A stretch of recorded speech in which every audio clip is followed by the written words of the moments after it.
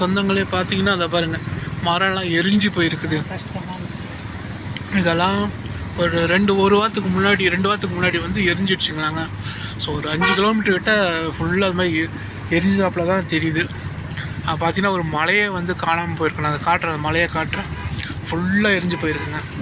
பார்க்கவே அவ்வளோ கஷ்டமாக இருக்குது. மழை பொழியுது.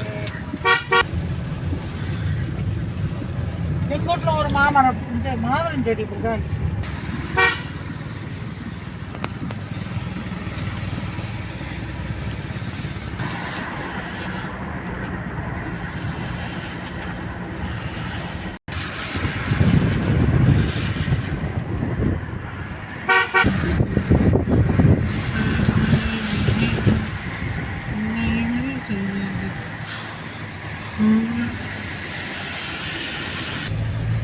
அது கூட வந்த பசங்க யாருமே வாங்கலை.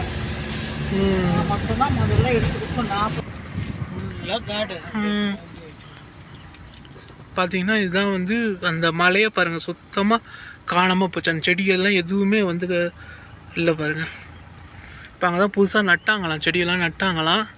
போகலண்ணா, செடியெல்லாம் நட்டாங்களாம். அது நட்டு ஒரு வாரத்துலேயே அந்த தீ பிடிச்சிட்டதுனால பாருங்கள், மலையே காலியாக இருக்குது. சுத்தமாக எதுவுமே இல்லை, மரமே எதுவுமே இல்லை.